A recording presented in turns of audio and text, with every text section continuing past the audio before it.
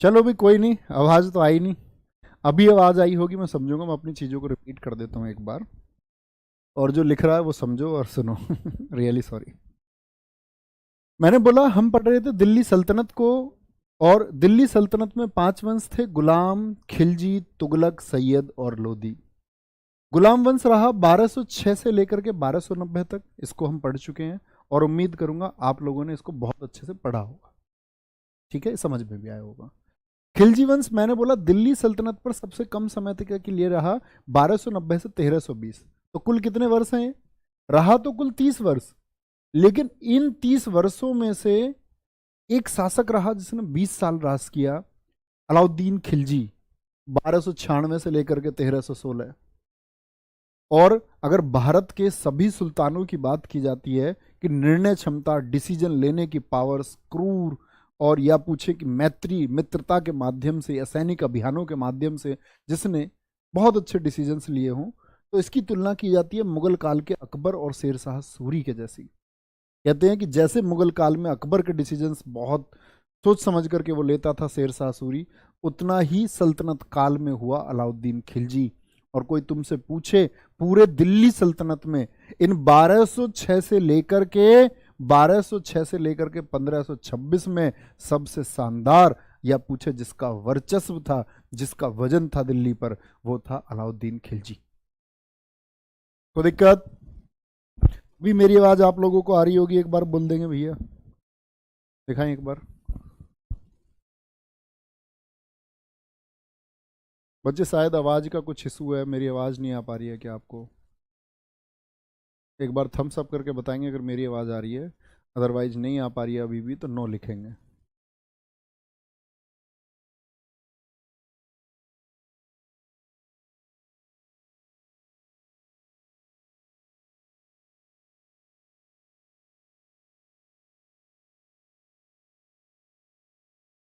ठीक है ठीक है, चलो अभी आवाज आ रही है, मतलब पहले नहीं आ रही थी। तो अलाउद्दीन खिलजी का उदय, मतलब खिलजी वंश में कैसे हुआ, वो हमको पढ़ना है। तो हम गुलाम वंश को पढ़ चुके, अब आते हैं हम खिलजी वंश पर। खिलजी वंश 1290 से 1320 तक रहा। खिलजी वंश के जो संस्थापक है, फाउंडर है, उसका नाम है जलालुद्दीन खिलजी। ठीक है। इसकी उपाधि है शाइस्ता खां, और जो इसको दी थी कैकुबाद ने। किसने दी थी? कैकुबाद ने दी थी। ठीक है। अब बात समझें, सल्तनत काल का सबसे बुजुर्ग शासक था ये, यानी जब ये गद्दी पर बैठा तो इसके बारे में इतिहासकार बर्नी राग कहता है कि इसकी उम्र 68 से 70 साल के बीच रही। इसी के समय कड़ा मानिकपुर में मलिक छज्जू ने विद्रोह किया। ये इसकी कॉमन चीजें हैं जानने की। अब इसका इतिहास जानो, इसका इतिहास समझेंगे। अब आप कहेंगे भैया ये खिलजी कौन है? ये जो खिलजी हैं ये कौन है? अच्छा बताएंगे, भारत पर तुर्क पहली बार कब आए? तो तुर्क भारत पर आए, आप कहेंगे 712 में मोहम्मद बिन कासिम आया, वो तो एक अरबी था। तुर्क आए गजनी वंश के, पहले सुबुक्तगीन 986 में, और 1001 में कामयाब हुआ महमूद गजनवी। तो महमूद गजनवी जब भारत आया तो वो एक तुर्क था, और तुर्क था, तुर्क का मतलब तुर्की वाले क्षेत्र से थे, तो जाति तो सबकी एक नहीं रही होगी। तो तुर्क जो भारत में आए, इनकी 64 नस्लें भारत आई हैं, मतलब 64 जातियां, और उन्हीं 64 नस्लों में से एक नस्ल है। जैसे हमारे यहाँ आप सोच सकते हैं जाति व्यवस्था के आधार पर कि मान के चलो कोई राजपूत है तो उसमें बहुत सारे आपके गोत्र हैं, ब्राह्मण है उसमें गोत्र है, गुजर है गोत्र है, यादव है उनमें भी गोत्र है, कोई भी समुदाय है आपका। ठीक है। आप बात करेंगे कठेरिया, एक वर्ग है ये। तो किसी भी अगर हम बात करते हैं, हर किसी जाति में गोत्र होते हैं। ठीक है। दलित आप देखेंगे उनमें गोत्र होंगे, तो सब जगह गोत्र होते हैं। ऐसे ही जो तुर्क आए, उनके 64 नस्लों में से एक नस्ल है खिलजी। जलालुद्दीन खिलजी उन्हीं में से एक है। ये सैनिक के रूप में भारत आया। क्या था? ये चीजें मत लिखना, जो लिखा हुआ है बोर्ड पे सिर्फ वो लिखा करो, बाकी सुना करो, और लगता है शॉर्ट नोट्स में कुछ शामिल करना है तो शामिल कर लिया करो। ये सैनिक बना था किसके टाइम पर? इल्तुतमिश के टाइम पर, और बलबन के टाइम तक इसका प्रमोशन हो गया। बलबन के टाइम तक ये मंगोल मंगोलों से लड़ने के लिए नियुक्त कर दिया गया। मंगोल आक्रमण करते रहते थे भारत में, तो मंगोलों से सुरक्षा की जो जिम्मेदारी सौंपी गई थी, इस वाले बॉर्डर पर भारत के अगर बात करें, इस वाले बॉर्डर पर यह पोस्टिंग दी गई, सबसे बड़ा लीडर बनाया गया जलालुद्दीन खिलजी को। जलालुद्दीन खिलजी जो भक्त था बलबन का, बड़ी जिम्मेदारी बलबन के टाइम पे संभाल रहा है। जितने भी युद्ध हुए मंगोलों के, सब विफल कर दिए किसने? याद है ना, बलबन के टाइम पे 1279 और 1285 में, बलबन तो 1279 में गया था बंगाल, तुगरिल खा का क्या हाल किया था उसने। तो मैंने एक लाइन लिखाई थी आपको, 1279 और 85 में बंगाल के अलावा और कहां विद्रोह हुए? मंगोलों का आक्रमण हुआ बलबन के टाइम पे। तो उस मंगोलों के आक्रमण को इसी जलालुद्दीन खिलजी ने फेल कर दिया था। तो कहने की बात है, एक सैनिक के रूप में जिसका ना तो कोई वंश था जो राजाओं से संबंध रखता हो, ना ये किसी फैमिली, ना किसी रिश्तेदार का मेंबर था। यहां से एक बात सिद्ध होती है कि आप जीवन में अपनी योग्यता के द्वारा कहीं भी पहुंच सकते हैं। ये बिल्कुल जरूरी नहीं है कि आपका जन्म किसी राजघराने में ही हुआ हो तभी आप राजा बन पाएंगे, ये बिल्कुल जरूरी नहीं है। और ये करके दिखाया जलालुद्दीन खिलजी ने। अच्छा, अब जलालुद्दीन खिलजी राजा कैसे बनता है, इसकी विशेष कहानी और गौर देना इस बात पे। हुआ ऐसा कि जब बलबन गद्दी पर था तो बलबन अपने खास लोगों को गद्दी पर बिठा के रखता था। याद है मैंने क्या कहा था? कमल मैया को अमरोहा में सिर्फ इसलिए पोस्टिंग नहीं दी गई क्योंकि वे हिंदू से कन्वर्टेड मुसलमान था, वो हिंदू से मुसलमान बना था।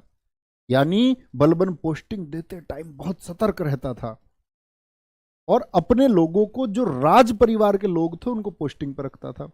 तो इससे जो एक ग्रुप था वो तो समझते थे कि यार ऐसे तो दिल्ली की गद्दी पर तो राज परिवार ही रहेगा, अपने लोगों को ये बिठा रहे हैं। बलबन के टाइम पे अपने लोगों को बिठाने लग गया बलबन। तो वो लोग जो नाराज थे कि हमको मौका कब मिलेगा, जो लोग राज परिवार से संबंधित नहीं थे, उन सबको फेवर मिला जलालुद्दीन खिलजी का। गुलाम वंश के दो अंतिम शासक थे, एक था कैकूबाद। कैकूबाद की किस्मत खराब रही, इसको बोलते ना वो पैरालिसिस हो गया, पक्षाघात हो गया।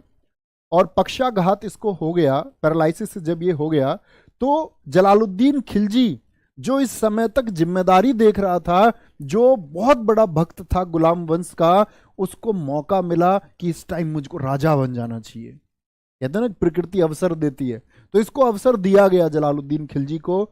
इसने इस कैकूबाद को मार दिया, यमुना में फेंक दिया, मार करके यमुना में फेंक दिया। और कैकूबाद के बाद में कमेंट सेक्शन में बोले कौन शासक था? कैमूर्स। कैमूर्स, कैमूर्स बस 3 महीने ही रह पाया था और 3 महीने बाद जलालुद्दीन ने इसकी भी हत्या करा दी, क्योंकि ये बहुत कमजोर शासक थे। और अब गद्दी पर किसकी बारी आई?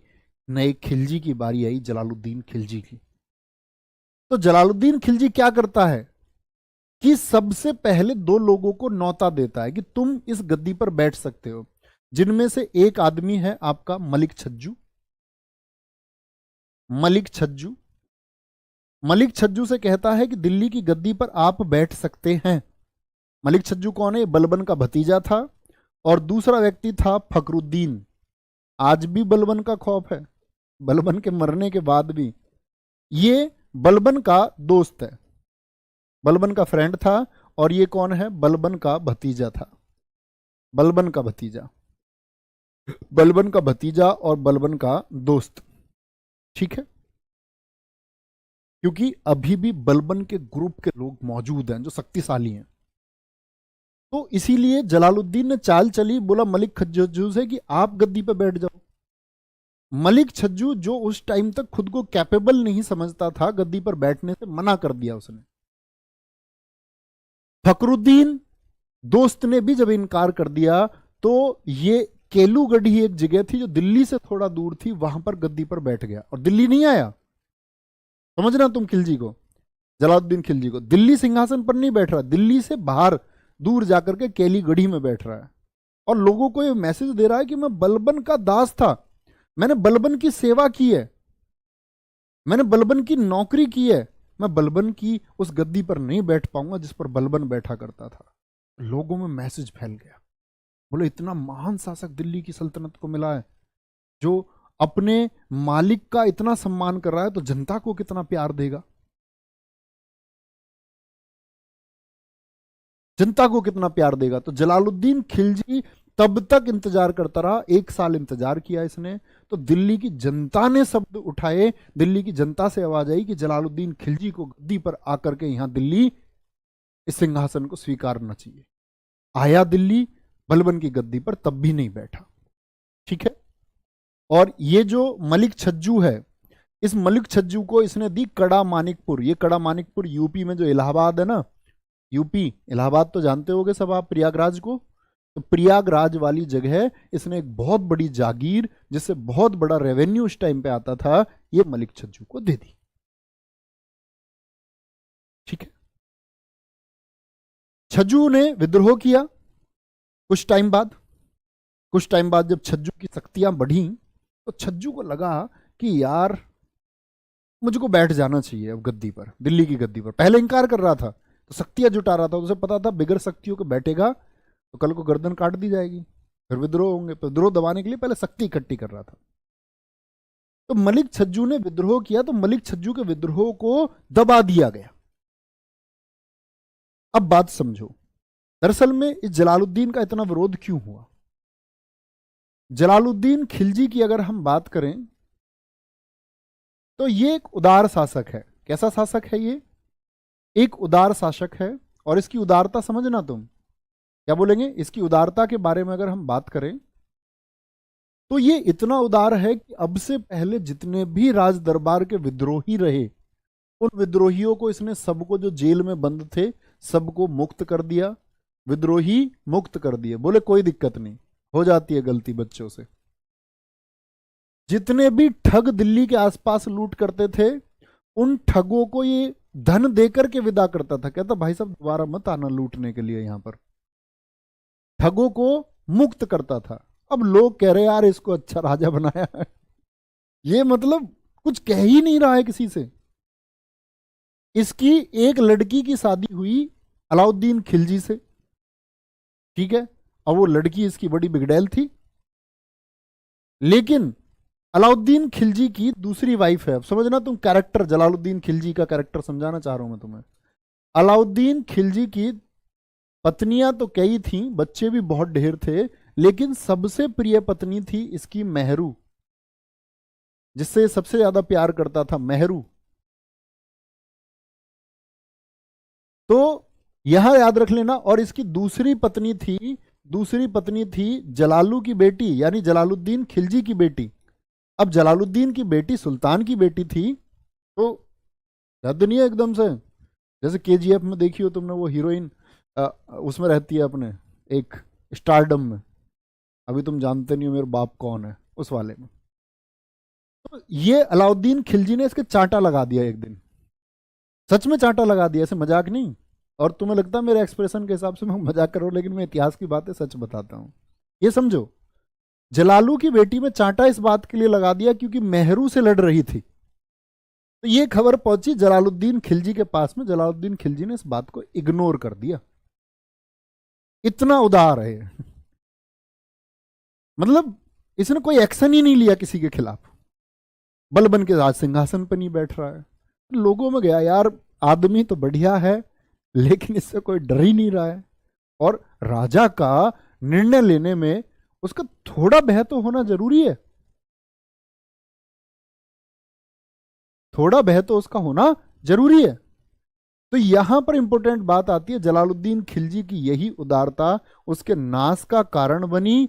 लेकिन ऐसा नहीं है, एक नाम याद रख लेना, सिद्दी मौला, जिसको सिडी मौला भी बोलते हैं। सिद्दी मौला इसके कैरेक्टर का एक अपवाद है। अपवाद क्यों जी? क्योंकि सिद्दी मौला की हत्या इसने करवाई। सिर्फ एक यही दाग है जो जलालुद्दीन खिलजी के कैरेक्टर पर लगता है। सिद्दी मौला की इसने हत्या क्यों करवाई? क्योंकि सिद्दी मौला की दिल्ली में उस टाइम पॉपुलैरिटी इतनी थी कि जितने भी अमीर थे उनका अड्डा हुआ करता था सिद्दी मौला का घर। एक सूफी संत थे, तो इतनी पॉपुलैरिटी बढ़ गई, इतनी पॉपुलैरिटी बढ़ गई कि लोगों ने, अमीरों ने योजना बनाई कि जलालुद्दीन खिलजी को गद्दी से हटाएंगे और सिद्दी मौला को अपना खलीफा घोषित करके सुल्तान बनाएंगे। अब इसको बोल दिया तुम्हारी दिल्ली की गद्दी होगी। और संत आदमी बहकावे में आ गया सत्ता के। कहते ना कि संत का सत्ता से कोई मतलब नहीं होना चाहिए, आ जाता है बहकावे में। लेकिन उसी मीटिंग में जो लोग थे, और तुम याद रखना अपनी जिंदगी में, तुम जो ये बातें किसी से भी बोल देते हो ना, तुम्हें नहीं पता भी तुम्हारा कौन खास है और आने वाले वक्त में वो तुम्हारा खास रहेगा या नहीं रहेगा। तो अपनी बातें सोच समझ के बोलो, हो सकता कल को वो तुम्हारा दुश्मन हो जाए। तो इन्हीं लोगों में से जो मीटिंग चल रही है, इन्हीं लोगों में से एक पहुंच गया जलालुद्दीन खिलजी के पास, बोला जी सिद्दी मौला गद्दी बैठाएंगे, तुमको उड़ाएंगे। तो उसने बोला इसको खुलेआम फांसी दो, सिद्दी मौला को मरवा दिया। सिर्फ एक ही अपवाद है, सिर्फ ये एक अपवाद है, ठीक है। तो दिक्कत आगे आएंगे। जलालुद्दीन खिलजी की ताजपोशी किस तरह से हुई, ये बात समझ गए आप, यहां पर याद रखें। और याद रख लेना, जलालुद्दीन खिलजी के समय 1292 में मंगोल आक्रमण हुआ था। 1292 में मंगोल आक्रमण हुआ, किसके समय, जलालुद्दीन खिलजी के समय। और ये इंपॉर्टेंट बात है। अच्छा, मंगोल, मैं आपसे एक क्वेश्चन पूछता हूं, मंगोल किस धर्म से संबंध रखते थे? अगर आपने मेरी पिछली 2-3 क्लासेस की हैं तो आप समझ पाए होंगे। मैंने बोला जितने भी मंगोल थे ये बौद्ध धर्म का एक बिगड़ा हुआ रूप थे, विकृत रूप थे, समानिष्ठवादी थे जिनको कहा जाता था। ये मुस्लिम नहीं थे। लेकिन जब जलालुद्दीन खिलजी के समय मंगोलों ने आक्रमण किया तो इसने सारे मंगोलों को बंदी बनवा लिया। करीब 1.25 लाख लोग मंदिर जो मंगोल थे बंदी बना लिए गए, 1.25 लाख। अब क्योंकि ये उदार है जलालुद्दीन खिलजी, तो इसने उनके ऊपर आक्रमण नहीं कराया। इनसे बोलता है कि तुम इस्लाम एक्सेप्ट करो और मैं तुम्हारे रहने की व्यवस्था करूंगा। तो ये जो बौद्ध लोग हैं ये इस टाइम पे इस्लाम धर्म इन्होंने अपनाया। और दिल्ली में जो मंगोलपुरी जगह है, आज भी है दिल्ली में मंगोलपुरी इलाका, अगर जानते होंगे आप, तो ये वही मंगोल लोग हैं जो, ये मुस्लिम नहीं थे, ये बौद्ध लोग थे, विकृत बौद्ध। तो ये मंगोल यहां आकर के इन्होंने इस्लाम एक्सेप्ट कर लिया। तो मंगोलपुरी जो जगह है वो 1292 में ही स्थान बना, ठीक है। इतनी बात आपको पता होनी चाहिए। आगे आएंगे। जलालुद्दीन खिलजी के 2 बेटे थे, इब्राहिम खाने खाना और अरकली खां, ठीक है। कड़ा की जागीर इसने अलाउद्दीन खिलजी भतीजे को दी, यानी इसका भतीजा, इसके भाई का लड़का, इसके पिताजी का भाई का नाम था सिहाबुद्दीन महमूद, तो उसका लड़का है अलाउद्दीन खिलजी। अब इसको क्यों दी? क्योंकि क्या कर दिया था, प्रयागराज में विद्रोह कर दिया था मलिक छज्जू ने, उसके विद्रोह को दबाया खुद अलाउद्दीन खिलजी ने जाकर के। अब मलिक छज्जू के पास सेना तो थी लेकिन उसके पास पैसा नहीं था, धन नहीं था उसके पास कि वो जाकर के जलालुद्दीन खिलजी से टक्कर ले पाए। तो ये अलाउद्दीन खिलजी को यहां पर एक मौका मिला, कड़ा की जागीर अलाउद्दीन खिलजी को दी गई, ठीक है। और यहां से ये सपने देखेगा अलाउद्दीन खिलजी, और इतने मजबूत सपने इसने देखे कि ये कहता कि मैं पूरी दुनिया जीतूंगा, पूरी दुनिया सिकंदर की तरह, एक नया धर्म बनाऊंगा, सब जगह कानून का शासन होगा, सब जगह सिर्फ अलाउद्दीन खिलजी का शासन होगा। और ये सपने देखने इसने यहां से शुरू किए। थोड़ा सा अवसर इसको मिला है, थोड़ा सा, और उसी अवसर को ये कन्वर्ट करेगा। तो याद रखना, जिंदगी में अगर तुमको कभी थोड़ा सा मिलता है ना अवसर, अगर एमटीएस की तैयारी करने का मौका मिल रहा है तो एफर्ट लगा दो यहां। अब तुम्हारी योजना होनी चाहिए कि तुम कैसे सफल होगे। अब आपके पास क्या प्लान है, ये होने चाहिए। जलालुद्दीन खिलजी के दरबारी हैं अमीर खुसरो और हसन देहलवी। अमीर खुसरो, जिसको हम क्या बोलते हैं, तोता ए हिंद, तोता ए हिंद। और अभी आपका सीएचएसएल में भी पूछा गया क्वेश्चन, पैरट ऑफ हिंदुस्तान, ऐसे भी बोल देते हैं इसको, parrot of Hindustan, parrot of Hindustan. Bharat ए सुख भी इसको कहा जाता है, क्योंकि संस्कृत में तोते को सुख कहा जाता है, भारत ए सुख कहा जाता है, ठीक है। तूतिए हिंद भी इसको हम कन्वर्ट करके फारसी में बोलते हैं, तूतिए हिंद। ये किसके नाम है? अमीर खुसरो के। और अमीर खुसरो इंटेलिजेंट व्यक्ति है। अमीर खुसरो के जो पिताजी है वो बलबन के टाइम पे आए थे भारत में, और बलबन ने उनको संरक्षण दिया था। वो भी कला से जुड़े हुए व्यक्ति थे, लेखक थे वो भी। इसकी पुस्तक का नाम है तुगलकनामा, आशिका उल अनवर, किरान उल शादेन, मिफ्ता उल फुतुहात, खजाइन उल फुतूह और नूर सिपहर। आप कहेंगे भैया बड़े जटिल नाम है, लेकिन दिल्ली पुलिस 2020 कांस्टेबल आप देखिए, बड़ा कमाल हुआ। ये सारी की सारी किताबें दिल्ली पुलिस में पूछी गई उस साल। इस सेट में ये पूछ ली, इसमें ये पूछ ली, किसी में कुछ और पूछ ली। समझे बात को?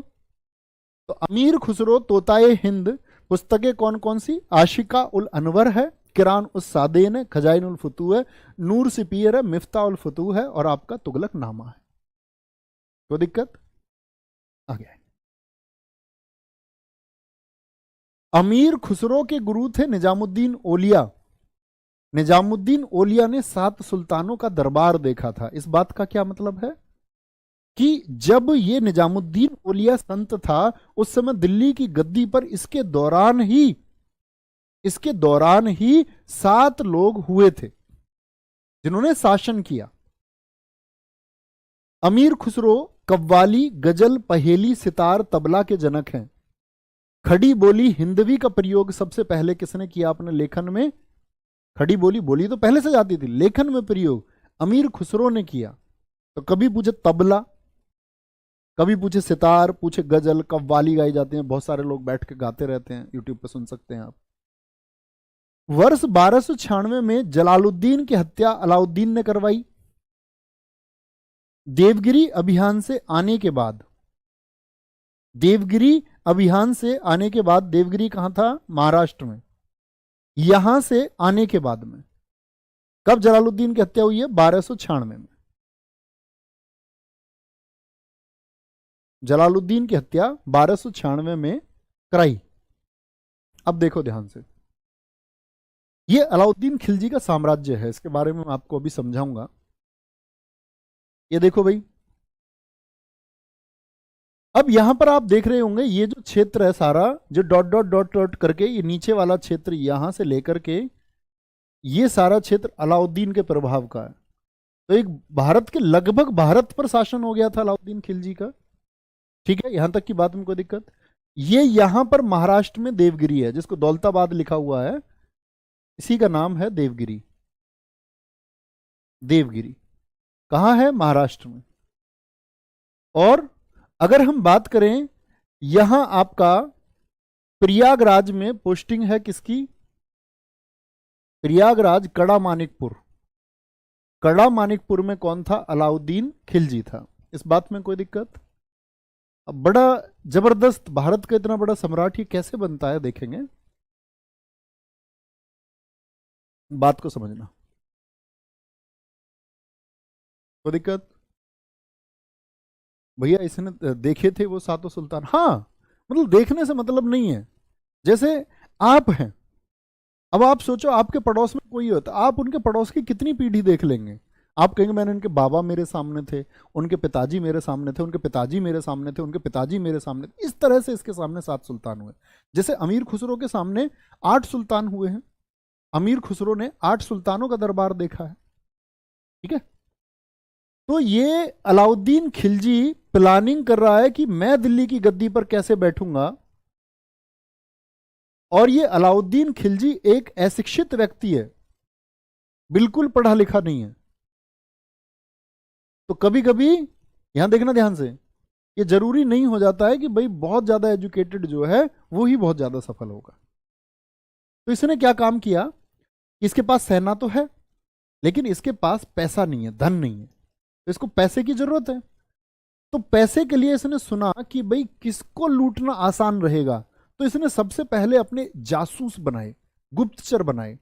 और वो गुप्तचर लोग क्या करते थे, वो पता कर रहे थे किनके पास कितना खजाना है और किस खजाने को लूटना आसान रहेगा। वो कौन सा खजाना होगा जिसको लूटना आसान रहेगा। तो इसको खबर मिलती है कि ये देवगिरी का जो खजाना है ये लूटना सबसे आसान है, क्योंकि यहां का जो राजकुमार है युवराज सिंघन, वो मराठाओं की तरफ एक विद्रोह को दबाने गया हुआ है, और इनकी जो सबसे शक्तिशाली मराठा सेना इनके पास भी थी, वो इस टाइम उस विद्रोह को दबाने में व्यस्त है। तो कहने की बात है किले में बहुत मजबूत सैनिक टुकड़ी नहीं है, तो हम चल के इस टाइम पे इसको लूट सकते हैं। भाई साहब एकदम गायब अलाउद्दीन खिलजी घोड़े पर। और अलाउद्दीन खिलजी ने, पता है कि रास्ते में ये पता ना चल जाए लोगों की अलाउद्दीन खिलजी जा रहा है, तो अपने से आगे दूत भेजे और मैसेज भिजवाया कि मेरे आगे चल के कई किलोमीटर तक ये बताते रहो कि अलाउद्दीन खिलजी, जलालुद्दीन खिलजी अपने चाचा से नाराज है और चाचा जी की नाराजगी की वजह से उसने सल्तनत को छोड़ दिया है और शरण लेने आ रहा है। वो कह रहा है कि मेरे लिए देवगिरी में रामचंद्र देव जो है वो सबसे महान मेरी नजरों में, मैं उसके यहां जागना शरण लेना चाहता हूं। पहुंच गया। इसके साथ इसका एक कमांडर है नुसरत खान। यहां जैसे ही पहुंचा तो इन लोगों को तब पता चल गया कि लूट के लिए आए हैं। किले की दीवारें बंद कर दी गई। अलाउद्दीन खिलजी डेरा डाल के बैठा रहा, और डेरा डाल के बैठा रहा तो मैसेज भिजवाया अंदर, और ये बोला कि अभी तो ये जो लोग आए हैं ना, ये 5,000 लोग नहीं है, पीछे से सुल्तान की मुख्य सेना आ रही है। तो किले के दरवाजे खुले नहीं थे, और याद रख लेना जैसे ही उनको पता चला कि पीछे से सेना आएगी, तो यहां लूट का मौका रामचंद्र देव ने इनको दिया। किले के दरवाजे खोल दिए गए, बोलो भैया लूट लो।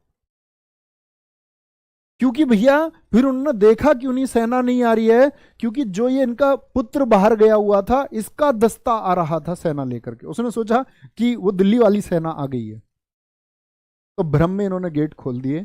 वहां मारकाट हुई, और यहां देवगिरी से भैया याद रख लेना 600 मन सोना लाया गया। 600 मन सोना, 1000 मन चांदी। मन का मतलब होता है 40 केजी। 40 केजी। और 2 साल तैयारी की थी अलाउद्दीन खिलजी ने इसके लिए। अलाउद्दीन खिलजी ने 2 साल तक तैयारी की। और जब आप किसी चीज के लिए बेहतरीन प्लानिंग करते हैं तो वो चीज सफल ना हो, ऐसा हो नहीं सकता, और आप डिजर्व करते हैं। तो ये पैसा लेकर के अब ये वापस जा रहा है। इसी समय इसने बहुत सारे छोटे छोटे अभियान यहां पर किए कि नुसरत खान को 1000 सैनिकों के साथ किले पर छोड़ा और आसपास की जगहों को फिर लूटा। ठीक है, यहां मराठाओं के आसपास की जगह को इसने यहां पर लूटा था। ये पैसा लेके ये वापस जा रहा है। तो जलालुद्दीन खिलजी को पता चला कि अलाउद्दीन खिलजी मेरा भतीजा दक्षिण को लूट लाया है। वाह कितना शानदार मेरा भतीजा है। और इतिहासकार कहते हैं कि इस समय तक अलाउद्दीन खिलजी का सिर्फ मन था कि वो दिल्ली की गद्दी पर एक दिन बैठेगा, लेकिन कभी उसने नहीं सोचा था कि जलालुद्दीन की हत्या करे। जलालुद्दीन को लोगों ने बताया कि ये जो इधर जाएगा कड़ा मानिकपुर, तुम रास्ते में मिलो शाही सेना, यानी जो दिल्ली की सेना थी उसको ले जाकर के मिलो, और इस अलाउद्दीन खिलजी से बोलो कि जो सारी चीजें हैं वो मुझको सौंप दे, वो मुझको सौंपो तुम। तो उसने बोला नहीं नहीं, मेरा भतीजा है, मुझसे बहुत प्यार करता है, मैंने उसे अपने बेटे की तरह पाला है, इज लाइक माई सन। तो उसने इनकार कर दिया। यहां पर अलाउद्दीन खिलजी ने चाल चली और अपने कुछ लोग भेज दिए जिन्होंने कानाफूसी करके ये मैसेज भिजवा दिया कि ये सोना सिर्फ और सिर्फ मिल सकता है तो सिर्फ और सिर्फ जलालुद्दीन खिलजी अगर अकेला मिले तो। नदी पार करके जलालुद्दीन खिलजी आ रहा, मेरा भतीजा भाग के जा रहा है ऐसे, मेरा भतीजा, कमाल कर दिया तुमने, दक्षिण को लूट लिया। ऐसे गले मिला अलाउद्दीन खिलजी से, तो वो दिखाते हैं अलाउद्दीन खिलजी ने चाकू मार दिया। ऐसा नहीं था दरअसल में, जलालुद्दीन खिलजी की गर्दन काटी गई इख्तियारुद्दीन नाम के एक अंगरक्षक के द्वारा। उसका नाम है इख्तियारुद्दीन। उसने गला काटा, और दूसरा जो बॉडीगार्ड है अलाउद्दीन खिलजी का, इतने तो ब्लड बह रहा है जलालुद्दीन खिलजी का, इतने में उसने सिर पे से मुकुट उतारा जलालुद्दीन खिलजी के, और इतनी देर में अलाउद्दीन खिलजी के सिर पर रख दिया। और ताजपोशी किसकी हो गई? क्या बोलोगे? किसकी ताजपोशी हो गई है? अलाउद्दीन खिलजी की। अब अलाउद्दीन खिलजी के फेवर में वो सभी चीजें थीं जो धन और सेना उसको चाहिए। ठीक है, इतनी बात में कोई परेशानी, कोई दिक्कत? अब समझना, अब अलाउद्दीन खिलजी का यहां विरोध होगा या नहीं होगा कि इसने दिल्ली के राजा को मार दिया, तो पहली बात तो जनता परेशान थी जलालुद्दीन खिलजी से, क्योंकि उसके कठोर डिसीजंस नहीं थे। एक जैसे ही ये यहां से दिल्ली की तरफ चला, तो लोगों की समझ देखना तुम, यहां से दिल्ली की तरफ चला तो सोना और चांदी बांटता हुआ चला, और इतना सोना चांदी इसने रास्ते में बांटा कि बादशाह की हत्या से ज्यादा चर्चा इसके सोने और चांदी को बांटने को लेकर के होने लगी। लोग भूल गए को जलालुद्दीन खिलजी मरा भी है, किसी को फर्क नहीं पड़ रहा है जलालुद्दीन खिलजी कहां, लोगों को पता है कुछ बट रहा है, क्योंकि हिंदुस्तान में आप लोग जानते हैं जब फ्री में कुछ मिलता है भीड़ अक्सर लग जाती है और चर्चा उसी बात की होती है। कोई दिक्कत? बोलेंगे एक बार। विक्रम सैनी कह रहे सर इख्तियारुद्दीन नहीं, वो मलिक काफूर ने गला काटा था। अबे मूर्ख यार, एक वो जब गुजरात अभियान होगा 1297 में तो संपर्क होगा उसका, 1297 में तो वो लेकर के आएंगे गुजरात से मलिक काफूर को। तो एक साल पहले क्या मलिक काफूर सपने में आ गया था? मलिक काफूर मिलेगा ही एक साल बाद। ये 1296 में हत्या हुई है। पगलू इंसान, बेटा बैठोगे नहीं चुपचाप, तुम्हारे ना दिक्कत है एक जगह, उसका ट्रीटमेंट कराऊंगा मैं। यहां हो। अब अलाउद्दीन खिलजी जब शासन पे आया, मैंने तुमसे बोला ये क्या हो गया, अलाउद्दीन खिलजी के कार्य कहां से आ गए? सॉरी, वो मैंने मैप खोल लिया था, अभी हम अलाउद्दीन खिलजी पढ़ेंगे। तो कहने की बात है अलाउद्दीन खिलजी गद्दी पर आ गया, और गद्दी पर आया तो इसके बचपन का नाम है अली गुरसाप्स, अन्य नाम है द्वितीय सिकंदर। यह सिकंदर ए सानी, द्वितीय सिकंदर इसको इसलिए कहा गया क्योंकि इसने सिकंदर की तरह एक ड्रीम देखा दुनिया को जीतने का, और कह रहा कि मुझको अब दुनिया जीतनी है और एक नया धर्म बनाना है, कानून का शासन लागू करना है, और मेरे रास्ते कोई नहीं आ सकता। सिकंदर ए सानी तुमने सुना होगा, क्या अब ऐसा वक्त आ गया है? मैं सुनाता हूं तुम्हें, मैंने अपने इंस्टाग्राम पर डाला था, क्या अब ऐसा वक्त आ गया कि सिकंदर ए सानी एक महिला के लिए जंग करेंगे? हाँ, बहुत फैला ली सरहदें, अब बाहें फैलाने का वक्त है। तो सिकंदर ए सानी का मतलब है कि सिकंदर की तरह सपने देखने वाला,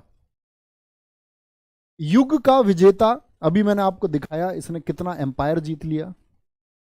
ठीक है, अमीर उल मोमदीन इसको कहा गया जब इसने दान किया। राज्याभिषेक इसका लाल महल दिल्ली में किया गया। कहां पर? राज्य महल, लाल महल दिल्ली में। ठीक है, इसकी पत्नी के बारे में मैं तुमको बात बता ही चुका हूं सारी, आगे देखना। अलाउद्दीन खिलजी के विजय अभियानों के लिए 4 सेनापति थे। यह कहता है कि जैसे मोहम्मद साहब के 4 उत्तराधिकारी हुए, 4 खलीफा हुए, जब मोहम्मद साहब ने इस्लाम की स्थापना की और उनकी मृत्यु होगी, तो उनकी मृत्यु के बाद खलीफा को सर्वोच्च माना गया कि मोहम्मद साहब के बाद यही आदमी। तो ऐसे 4 खलीफा हुए, तो इसने बोला जैसे उनके 4 खलीफा थे ऐसे ही मैं अपने 4 सेनापति रखूंगा। जैसे 4 खलीफा मोहम्मद साहब के थे, अबू बकर, उमर, उस्मान और अली। अबू बकर पहला खलीफा था, अबू बकर, फिर आपका उमर, फिर उस्मान, तीसरा खलीफा था उस्मान, और चौथा खलीफा कौन हुए थे? चौथे अली। ठीक है, तो इसने बोला ऐसी 4 सेनापति मेरे होंगे जिनके द्वारा मैं इस दुनिया को जीतूंगा। दुनिया जीतने की बात कर रहा है, ऐसे नहीं कि पड़ोस में राजस्थान जीतना, दुनिया। उलूग खां उत्तर भारत पर विजय के लिए, नुसरत खां उत्तर भारत पर विजय के लिए, मलिक काफूर दक्षिण विजय के लिए।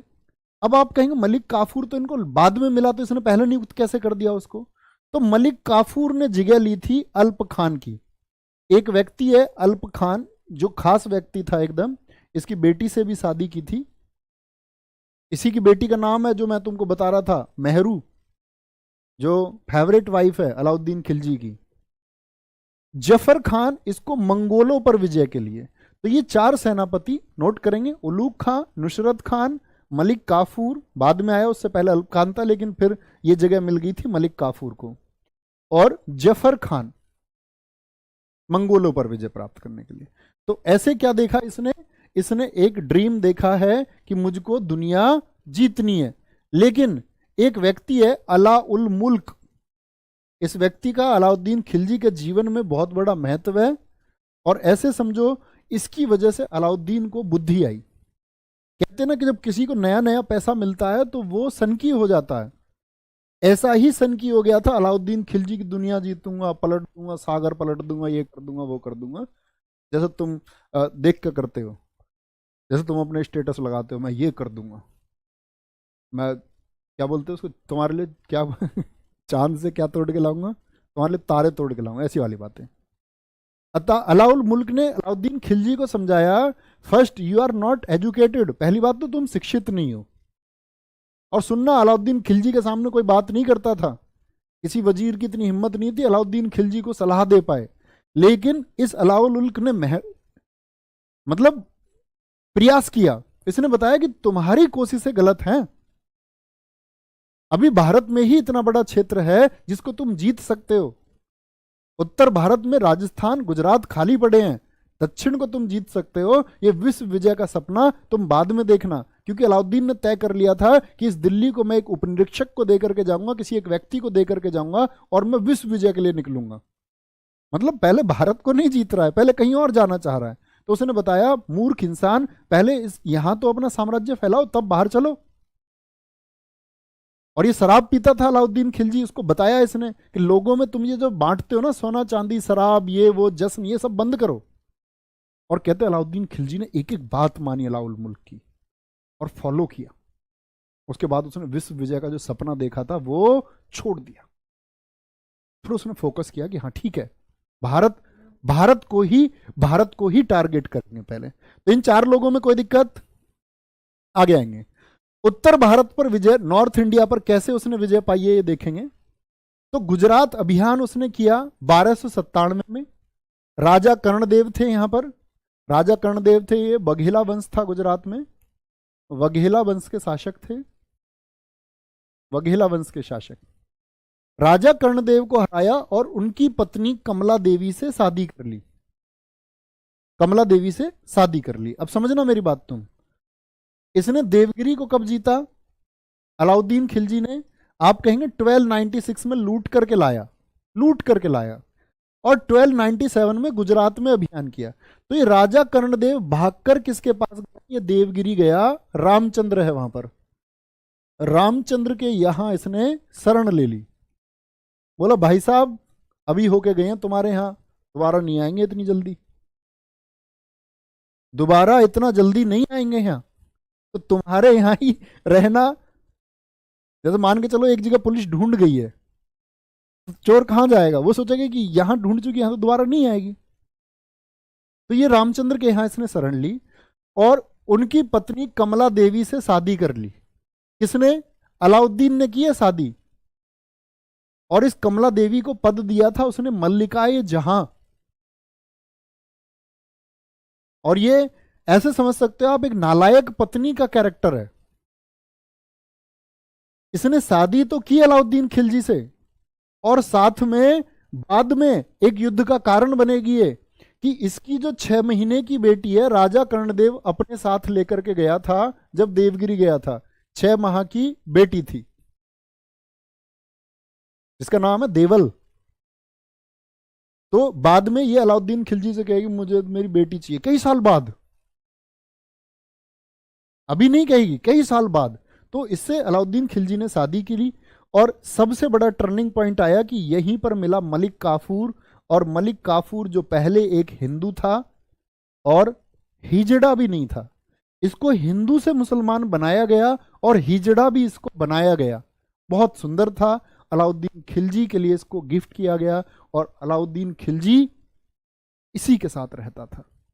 अलाउद्दीन खिलजी को ये पसंद था, इतनी बात बाकी आप जानते हैं सब कुछ। 1000 दिनारी को इसने खरीदा, ठीक है। तो यहां समझेंगे क्या मैंने बोला आपसे कि अगर हम भारत की बात करते हैं उस समय के भारत की, तो मैं आपको बता रहा हूं कि इसने क्या आपका इधर अभियान किया पहले, यानी हम बोल सकते हैं उत्तर भारत हम बोलते हैं, तो नाम इतिहास में उत्तर भारत ही बोला जाता है, लेकिन हम दरअसल में वो पश्चिम में था, तो उत्तर पश्चिम बोले तो ज्यादा सही है, उत्तर पश्चिम।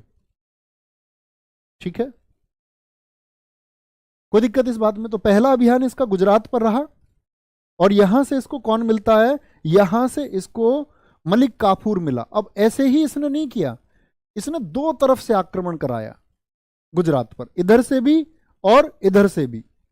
सिंध की तरफ से इधर से इसका जो सेनापति था उलूग खां, और इधर से दिल्ली की तरफ से इसने भेजा किसको? आपका नुसरत खां को। नुसरत खां मतलब दो तरफ से इसने गुजरात को घेर लिया था। फाइनली गुजरात को इन लोगों ने लूटा, हत्याएं की, और जितना सामान लेकर के सेना आई और सेना दिल्ली पहुंची वापस, तो सेना से बोला गया कि लूट का 5वां हिस्सा राजकोष में जमा करना होगा। और ये पहली बार हिंदुस्तान के इतिहास में ऐसा हुआ कि सैनिकों ने जो लूटा वो उनसे मांगा जा रहा हो। अब यहां से अलाउद्दीन का बैड चैप्टर शुरू होता है। उससे बोला गया भैया लूट के हमला, आपसे पहले सैनिक नहीं देते थे लूट का पैसा। बोला हम काहे को दे लूट का पैसा? तो अलाउद्दीन ने आदेश दिए कि इस आदेश को नहीं मानने वाले जितने भी विद्रोही हैं उनको, उनकी पत्नी को, उनके बच्चों को, पहले जो विद्रोही है उसके सामने उसके बच्चों को काटो, फिर उसकी पत्नियों को काटो, और फिर उसको काट दो। तो इतनी हत्याएं दिल्ली में की गई कि हर एक व्यक्ति कहते कि उस समय अलाउद्दीन खिलजी के नाम से कांप उठा। हर एक व्यक्ति कांप उठा। भैया इसको 1000 दिनारी क्यों कहते हैं? 1000 दिनारी कहते हैं, दिनार एक करेंसी है, गोल्ड कॉइन चलता था, तो इसको 1000 दिनारी में यानी 1000 मुद्राएं देकर के इसको खरीदा गया था। ठीक है। रणथंबोर, रणथंबोर कहां है? आपका राजस्थान में, राजपुताना है। और राजपुताना की एक कमी मैंने आपको बताई कि हमारा गौरव रहे, लेकिन जब से गोरी आया, गजनवी आया, ये लोग नहीं पहचान पाए कि हम लोगों को एकजुट रहना है। और हमारे राजपूत लोगों का एकजुट ना होना या अन्य जातियों का एकजुट ना होना इस हिंदुस्तान के पतन का कारण बना। और आज भी हम लोग बटे हुए हैं, आज भी हम लोग जातियों में बटे हुए हैं, आज भी हम लोग किसी अच्छे कार्य के लिए अपना ये देखते हैं कि भाई इस कार्य के लिए यही विशेष है। और हिंदुस्तान को तोड़ने की कोशिशों में ज्यादातर पॉलिटिकल पार्टीज भी यही काम करती है कि जातियों का समीकरण बनाती है, क्योंकि हम लोग बटे हुए हैं वास्तविकता में और हम उसको पसंद करते हैं। और ये कभी ना कभी खत्म होता है, जब देश विकास की तरफ जाता है धीरे धीरे खत्म होता है, शायद भारत में भी कभी खत्म होगा। राजपुताना को कैसे घेरा इसने? अब राजपुताना क्योंकि 3 तरफ से इनके कब्जे में, एक तो आपका गुजरात, गुजरात ये जीत चुके हैं, एक सिंध में इसका इधर उलूग खां है ही, और इधर दिल्ली, तो बीच में आता है आपका राजस्थान वाला क्षेत्रीय राजपुताना, ये बीच में आ गया। तो यहां पर है आपका रणथंबोर में हमीर चौहान। ऐसा नहीं था, राजपुताना को अब से पहले अगर हम बात करें ऐबक ने भी जीता था, इल्तुतमिश ने भी जीता था, लेकिन बाद में इन लोगों ने अपने आप को स्वतंत्र कर लिया था। तो इसकी पत्नी है रंग देवी, और रंग देवी ने जौहर कर लिया। जैसे ही पति की जान गई, तो जौहर का मतलब होता है स्वयं को आग के हवाले कर देना और जान दे देना कि मेरी जो अस्मिता है उसको कोई और छू ना पाए, कोई और छू ना पाए। और ये सब हुआ था रणमल के धोखे की वजह से। इनका खास आदमी था, और विश्वासघात हिंदुस्तान में ऐसे ही हुए हैं, करीबी लोगों ने विश्वासघात किए हैं। तो रणमल ने विश्वासघात किया क्योंकि अलाउद्दीन खिलजी ने खबर पहुंचाई कि उसको दिल्ली के समीप एक बड़ी जागीर अलाउद्दीन खिलजी के संरक्षण में दी जाएगी और कोई उसकी तरफ उंगली नहीं उठाएगा। इस बात की गारंटी स्वयं अलाउद्दीन खिलजी लेता है। भाई साहब ये हत्या हो गई, ठीक है, हमीर चौहान जी की, और रणमल गया भाग के दिल्ली, कह रहा अलाउद्दीन चाचा जी आपने बोला था दिल्ली के पास कुछ दोगे, और कत्ल कर दो इसका, इसका कत्ल कर दो, इसको मृत्युदंड दिया जाए क्योंकि इसने अपने लोगों को धोखा दिया है। रणमल का तुम सोचो क्या हाल हुआ होगा। कह रहा चाचा जी ये क्या कह रहे हो तुम, ये क्या बात थी? बोला गर्दन काट दो इसकी, अपने लोगों को धोखा देता है। ठीक है, तो हिंदुस्तान में पहली बार जो जौहर करने का प्रमाण मिलते हैं वो मिलते हैं रंग देवी जी के। रंग देवी जी जो हमीर देव जी की पत्नी थी, कहां की? रणथंबोर की। ठीक है, ये हमको राजपुताना से मिलता है। तीसरा आता है चित्तौड़गढ़ का अभियान, राजस्थान में ही किला चित्तौड़गढ़। और राणा रतन सिंह, तभी इनके पिताजी एक्सपायर हुए थे, तो 1301 में ही गद्दी पर बैठे थे, मतलब 2 ही वर्ष इनको गद्दी पर बैठे हुए थे। राणा रतन सिंह और इनकी पत्नी थी नागमती, ये इनकी मतलब पहली पत्नी है। आप कभी ये पहले ये देखें, इनके ऊपर लिखी गई एक पुस्तक है पद्मावत, जो किसने लिखी है? मलिक मोहम्मद जायसी ने लिखी है। मलिक मोहम्मद जायसी ने इस किताब को लिखा था सन 1540 में, तो बहुत बाद में लिखी गई, लगभग 250 साल बाद में। तो बहुत सारी चीजें इसकी सही मानी जाती हैं, बहुत सारी चीजें अप्रमाणिक मानी जाती हैं कि सत्य नहीं है। तो ये जो पद्मावत है, ये पद्मावत नाम है किसके ऊपर? पद्मिनी के ऊपर।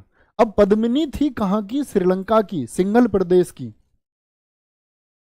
सिंघल प्रदेश की। जब मैं इतिहास हिंदी में साहित्य पढ़ा रहा होता हूं, तब मैं ये बात बताता हूं कि जब राणा रतन सिंह आपका शिकार के टाइम पर थे, और उनका जो तोता है हीरामन तोता, हीरामन तोते को देख करके राणा रतन सिंह से कहते हैं कि ये तोता कितना सुंदर है, इसकी गर्दन कितनी सुंदर है।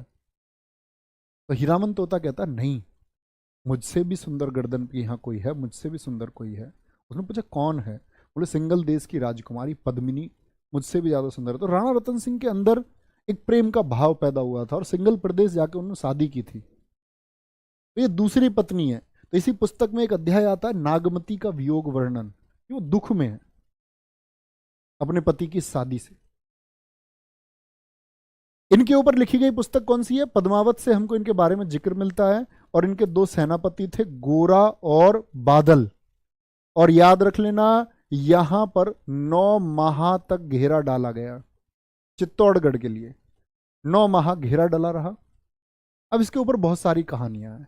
एक तो कहते हैं कि ये, और इतिहासकार इसी को ज्यादा मानते हैं कि ये जो आपका इसने युद्ध किया अलाउद्दीन खिलजी ने, ये सीमा विस्तार के लिए कर रहा था, क्योंकि इसको ये आपका उत्तर भारत जीतना था, पश्चिम भारत जीतना था।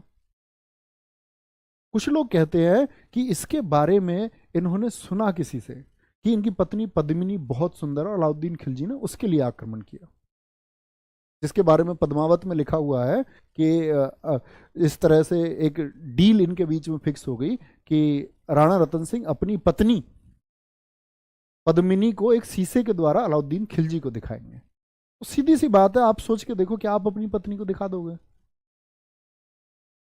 आपकी वाइफ कोई कितना भी बड़ा कोई शक्तिशाली सही, कौन दिखा दोगे क्या? और वो भी राणा रतन सिंह, जो एक बहुत स्वाभिमानी और एक बहुत बहादुर और निडर व्यक्ति थे। तो ये चीजें इतिहास में लिखती है कि ये गलत चीजें हैं, ऐसा नहीं हुआ। उसने सिर्फ अपने साम्राज्य विस्तार के लिए आक्रमण किया है, और इस तरह की चीजें ये लेखक अपने मसाले के लिए जोड़ देते थे, कुछ भी इधर उधर की चीजें। तो कहने की बात है कि यहां पर क्या हुआ था कि 2 सेनापति गोरा और बादल, कहते हैं कि भी इसी प्रसंग में राणा रतन सिंह को बंदी बना लिया गया, और बंदी बना लिया गया तो गोरा और बादल ने फिर उनको छुड़ाया। तो उसके ऊपर बहुत सारी चीजें कि ये सही है, ये गलत है, वो चलता रहता है। ठीक है, बात है चित्तौड़गढ़ का अभियान हुआ, चित्तौड़गढ़ को कब्जे में करके इसका नाम रखा गया खिजराबाद। खिजराबाद क्योंकि अलाउद्दीन खिलजी के बेटे का नाम था खिज्र खां, और ये 7-8 साल का था, इसको शासक बना दिया गया चित्तौड़गढ़ का। कितने वर्ष का था? 7 से 8 वर्ष का था। और यहीं पर इसको घोषित कर दिया गया कि दिल्ली का अगला उत्तराधिकारी जो होगा, वो अगला उत्तराधिकारी होगा खिज्र खां। कौन होगा? वो खिज्र खां होगा जो अगला उत्तराधिकारी होगा। और जैसे ही इसका नाम खिजराबाद हुआ, तो प्यारे बच्चे याद रख लेना, हिंदुस्तान के ऊपर हुई मारकाट में चित्तौड़गढ़ में यहां पर 30,000 महिलाएं और बच्चों को काट दिया गया, सिर्फ इनके गौरव की वजह से कि ये झुकने को तैयार नहीं थे। तो अलाउद्दीन खिलजी ने यहां पर बदला लिया, और 30,000 लोगों की गर्दनें काटी गई यहां पर। आप सोच सकते कितना बड़ा ये नरसंहार यहां पर हुआ था। और ये तो पद्मिनी अपनी सहेलियों के साथ में इन्होंने क्या कर लिया था? जौहर कर लिया था, मतलब एक गुफा जो आज भी है, उस गुफा में अग्नि में जाकर के, अग्नि जला करके इन सब ने आत्मदाह कर लिया था। कि इन बाहरी लुटेरों जिनके अंदर कोई दया भाव नहीं है, उससे अच्छा है अपनी जान दे देना। ठीक है। मनीष यादव जी कह रहे हैं सर भैया पहली बार जौहर पद्मावती ने किया था। नहीं प्यारे बच्चे, रंग देवी ने। भारतीय इतिहास में पहली बार रंग देवी का वर्णन मिलता है। ठीक है, कोई दिक्कत इस बात में? कल हम पढ़ेंगे नेक्स्ट टाइम दक्षिण विजय का श्रेय मलिक काफूर को जाता है। उत्तर के बारे में आप जान चुके। दक्षिण विजय का अभियान किस तरह से अलाउद्दीन खिलजी ने किया और अलाउद्दीन खिलजी ने किस तरह से अपना शासन स्थापित किया, ये हम अगली क्लास में पढ़ेंगे। ठीक है, तो अपना ख्याल रखिए, बहुत अच्छे से पढ़ते रहिए और सब कुछ आप समझ पाएंगे। और मुझे लगता है कि इससे विशेष कुछ हो नहीं सकता।